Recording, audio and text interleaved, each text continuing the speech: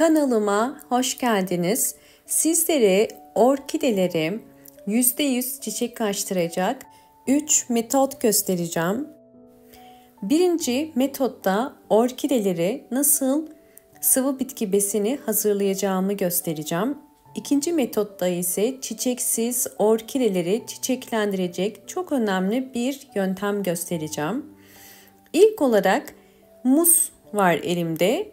Bugünkü sıvı bitki besini için muz kullanacağım ve muzun kabuklarını iyice yıkıyorum. Videoya kısa bir ara vererek sevgili takipçilerimi bilgilendirmek istiyorum. Lütfen videoları izlerken altyazıları açmayı unutmayın.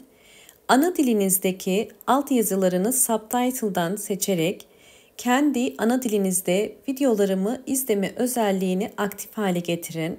Ve en önemlisi artık videolarımda İngilizce sesli dinleme özelliği var. Lütfen İngilizce sesli dinleme özelliğini de aktif hale getirin. Bunun için hemen şu adımları sıralayın. Sağ alt köşeden ayarları tıklayın. Sonra Audio Track ve burada Türkçe orijinal seslendirmeyi değiştirerek İngilizce seslendirmeyi seçin. Ve daha sonra videoyu İngilizce olarak sesli bir şekilde dinleyebilirsiniz. Ve daha sonra muz kabuklarını soyup sıvı bitki besini için kullanacağım.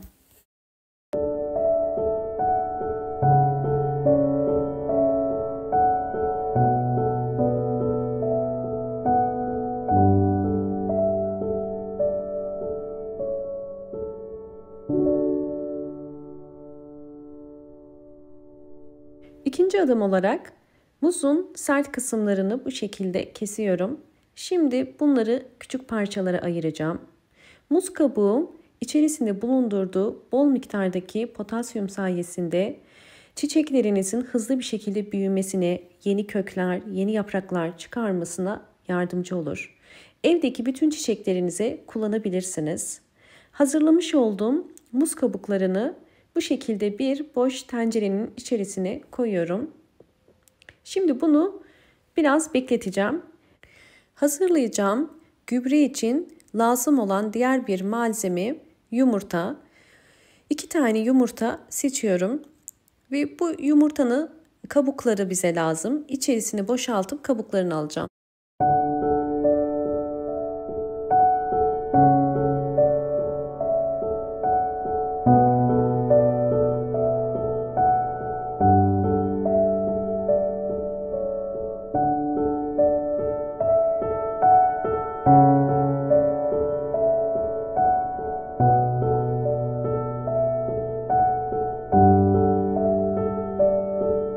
Kabuk içerisindeki yapışkan madde gitti ve şimdi bunu kullanabiliriz. Yıkadığım yumurta kabuklarını muz kabuklarının üzerine ekliyorum. Elinizle biraz ufalayarak küçük parçalara ayırabilirsiniz. Bu özellikle sıvı gübrelerde daha hızlı vitaminlerin suya geçmesine yardımcı olur. Evet, şimdi üzerine kaynar su döküyorum. 1 litre kaynar suyu boşaltacağım.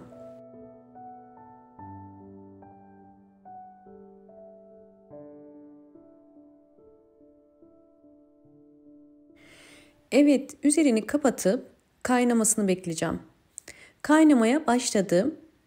Bu şekilde kaynamaya başlayınca 10 dakika kaynatıyoruz. Daha fazla değil. 10 dakika kaynamaya bırakın. 10 dakika kaynadıktan sonra ocağın altını kapatıp soğuması için soğuk bir yerde bekletiyorum. Evet, yeterince hazırlamış olduğumuz sıvı bitki besini soğudu. Şimdi bunu çiçeklere vermemiz için ilk olarak süzmemiz gerekiyor. Videomu buraya kadar izlediyseniz ve beğendiyseniz hemen beğen tuşuna basıp kanalıma da abone değilseniz eğer bana destek olmak için abone olabilirsiniz. Evet, gördüğünüz üzere 600 milim gübreden koydum ve üzerini 1 litreye tamamlayacağım. Yani 400 mililitrede su koyuyorum. Toplamda gübremiz 1 litre olacak. Artık gübremiz hazır. Şimdi bu gübreyi bütün evdeki çiçeklerinize kullanabilirsiniz. Ben orkideleri kullanacağım ve orkideleri nasıl kullanacağımı da sizlere detaylarıyla göstereceğim. Hazırladığım gübreyi orkidelere vermeden önce hemen ikinci metoda geçiyorum. İkinci metot özellikle bir türlü çiçek açmayan orkideler için mutlaka uygulanması gereken metot ve bu metot %100 sonuç verir. Yapmanız gereken ilkbahar ve sonbahar aylarında hava değişimi yapmak. Hava değişimi şu anda biz sonbahar ayında olduğumuz için yapıyoruz. Ve hava değişiminde dikkat etmeniz gereken bazı püf noktalar var. Birincisi hava sıcaklığının özellikle geceleri en düşük 10 derece ile 18 derece olduğu gecelerde orkidenizi 4 gece ve 5 gün dışarıda bekletmeniz gerekiyor. Gündüz kesinlikle rüzgar olmaması gerekiyor ve direkt güneşe kesinlikle orkideleri koymuyoruz. Sadece kısa süreliğine güneş alan, sabah ya da ikindi güneşini alan bir yerde 5 gün beklettikten sonra orkidelerinizi içeri alacağız. Hava değişimi yapılan orkideler için şimdi bir karışım hazırlıyorum. Bunun için 200 ml suyu boş kaseye koydum. Üzerine bir tatlı kaşığı dolusu limon suyu koyuyorum. Ve bir çay kaşığı kadar nem yağı kullanıyorum.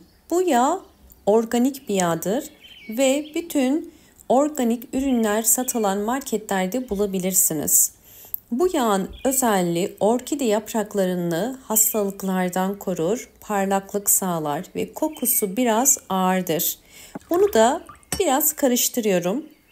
Şimdi hava değişimi uyguladığım orkidelerime bu karışımı kullanacağım. Orkidemin yapraklarını bu karışıma bir pamuğu batırarak temizleyeceğim. Özellikle hava değişimi yaptığınız orkidenin sağlıklı bir orkide olması gerekiyor. Bunun için önce yapraklarını hem üstten hem de alttan bu hazırladığım karışım ile silerek yapraklarında olabilecek her türlü hastalık ve böcekleri kovmak ve engellemek için böyle bir karışım ile siliyorum.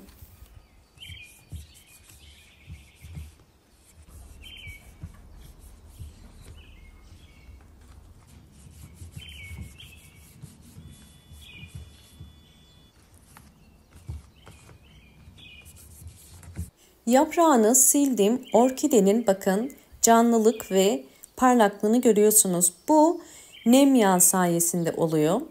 Böylelikle orkide yaprakları daha sağlıklı olmuş olacak. Şimdi diğer orkidemin yapraklarını da bu işlemi uyguluyorum. Ben özellikle bu işlemi ayda bir kere evdeki bütün yeşil yapraklı bitkilerime kullanıyorum. Orkidelerde de yine çok faydasını göreceksiniz.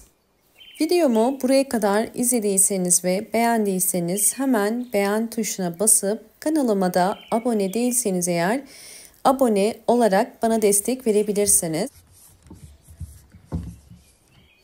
Hava değişimi uyguladığım orkidemin yapraklarını nem yağı ve limonlu su ile sildikten sonraki görüntüsü bu şekilde. Hem çok sağlıklı yapraklara sahip olmuş oluyor hem de çok parlak gözüküyor. Şimdi köklerini de göstermek istiyorum. Eğer bir orkidenin çiçek çıkarmasını istiyorsanız mutlaka köklerinin sağlıklı olması gerekiyor. Bakın bu şekilde aktif yeni kök uçları çıkıyorsa bu orkidenizin sağlıklı olduğunu gösterir. Çünkü kökleri sağlıklı olmayan bir orkide kesinlikle çiçek dalı çıkarmaz. Bu yüzden hava değişimi uygulayacağınız orkidenin de sağlıklı köklere sahip olması gerekiyor. Bu uygulamaları yaptıktan sonra en son olarak orkidemize çiçek dalı çıkarabilmesi için videonun başında hazırladığım sıvı bitki besinini vereceğim. Orkideleri hava değişimi yaptığımdan bahsetmiştim. Hava değişimi yaptıktan sonra orkidelerinize bu tarz sıvı bitki besinlerini verebilirsiniz. Her bir saksı için 8 yemek kaşığı gübre yeterlidir. Daha fazla vermenize gerek yok. Hava değişimi özellikle orkidelerin çiçek çıkarmasını çok hızlandırır ve ayda bir kere vereceğiniz bu gübrelerde orkidenin çiçek dalı çıkardıktan sonra da büyümesine yardımcı olur. Bakın gördüğünüz üzere bu kadar su birikti. Bu su yeterli ve özellikle orkidelerinizin çiçek dalı çıkarabilmesi için sağlıklı olması gerekiyor. Yani bu şekilde sağlıklı köklerinin ve sağlıklı yapraklarının olması gerekiyor. Yine elimde bakın yaprakları sararmaya başlayan ve hastalıklı bir orkide var. Özellikle hastalıklı ve zayıf düşen orkidelere de gübre vererek bu tarz orkideleri güçlendirmek, yeni kökler, yeni yapraklar çıkarmasını desteklemek gerekiyor. Gübre verdikten sonra altında gübre suyu birikir ve bu su akşama kadar çekmesi için yeterlidir. Sizlerle daha önceden hava değişimi ve gübre ile desteklediğim orkidelerimin gelişimlerini de paylaşıyorum.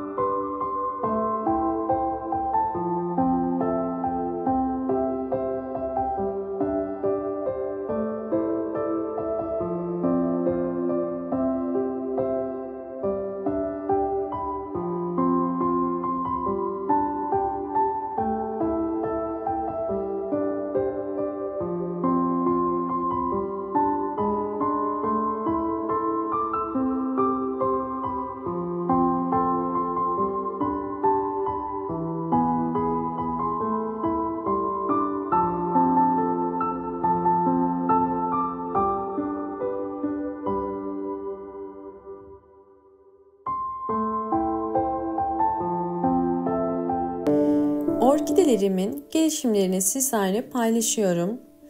Hava değişimi ve sıvı bitki besinleriyle beslediğimiz orkideler bu şekilde bol bol yeni çiçek dalları çıkarır. Hiçbir sıvı bitki besini tek başına yeterli değildir. Bunu birçok videomda belirtiyorum. Bu yüzden mutlaka bu anlattığım yaprak temizliği, kök bakımı, hava değişimi ve sonrasındaki sıvı bitki besini verimini mutlaka hepsini beraber yapmanız gerekiyor. Her bir videomda orkide ile ilgili farklı bir konuya değinmeye çalışıyorum. Bazen yaprak bakımını, bazen kök bakımını anlatıyorum. Fakat sizlerin orkidenizdeki hem yaprak temizliğini hem kök bakımını hem de çiçek dalı çıkarması için yapmanız gereken püf noktaları mutlaka uygulamanız gerekiyor. Özellikle sonbahar ayında orkideleri bol bol ışık alması gerekiyor. Orkidelerinizi pencereye yakın bir yere ve sabah ya da ikindi güneşini kısa süreliğine alan bir yere konumlandırın. Umarım bu anlattığım tüm püf noktalar sizler için faydalı olmuştur. Videomu buraya kadar izlediyseniz ve beğendiyseniz hemen beğen tuşuna basıp kanalıma da abone değilseniz eğer bana destek olmak için abone olabilirsiniz. Bol bol yorumlar yapıp yorumlar kısmında da sorularınız varsa sorabilirsiniz. Hoşça kalın, sağlıkla kalın.